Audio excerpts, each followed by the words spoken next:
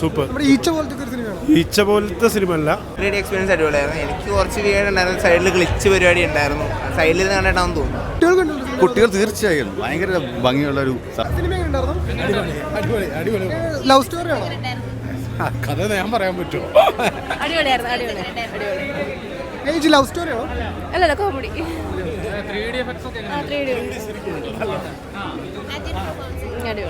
കുട്ടികൾക്കുള്ളൊരു സിനിമയാണോ? കുട്ടികൾക്ക് വലിയവർക്ക് എല്ലാവർക്കും എൻജോയ് ചെയ്യാൻ പറ്റും. നല്ലതായിരുന്നു. 3D എക്സ്പീരിയൻസ് അടിപൊളിയായിരുന്നു. എനിക്ക് കുറച്ച് വീട് ഉണ്ടായിരുന്നു, സൈഡിൽ ക്ലിച്ച് പരിപാടി ഉണ്ടായിരുന്നു, സൈഡിൽ നിന്ന് കണ്ടിട്ടാണെന്ന് തോന്നുന്നു. ലവ് സ്റ്റോറിയാണോ കോമഡി എങ്ങനെയാണ്?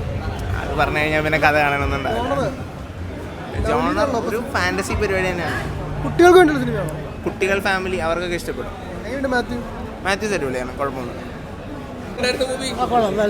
ഒരു പുതിയ എക്സ്പീരിയൻസ്.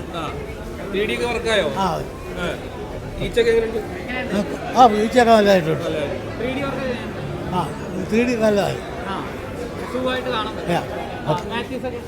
എല്ലാവരും നന്നായിട്ടുണ്ട്. അടിപൊളി, സൂപ്പർ. ഈച്ച പോലത്തെ സിനിമ അല്ല. കുട്ടികൾക്ക് ഏറ്റവും കൂടുതൽ വെക്കേഷനിൽ ആഘോഷിക്കാൻ പറ്റുന്ന ഒരു സിനിമ തന്നെയാണ്. ആഷിഖാൻ്റെ ക്യാമറ ആയാലും 3D ആണെങ്കിലും മേക്കിംഗ് ആണെങ്കിലും ഒക്കെ വളരെ നന്നായിട്ടുണ്ട്, അടിപൊളി. ഇപ്പോൾ ഓൾറെഡി ഞാൻ തിയേറ്ററിൻ്റെ അകത്തുനിന്ന് തന്നെ, ഞാൻ വയനാട്ടുകാരനാണ്, ഫാമിലിക്ക് വേണ്ടി ടിക്കറ്റ് വിളിച്ച് ബുക്ക് ചെയ്തു, ഫാമിലിനോട് പോകാൻ പറഞ്ഞു.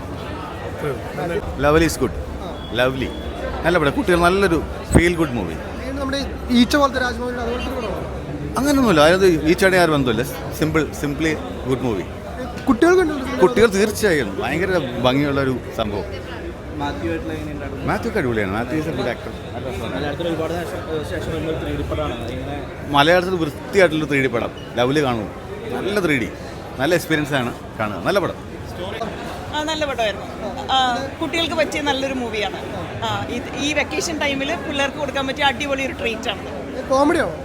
കോമഡി അല്ല, പക്ഷേ ചെറിയ രീതിയിൽ കോമഡി ഉണ്ട്. ഫാമിലി എൻ്റർടൈൻമെൻ്റ് ആണ്. Thank you.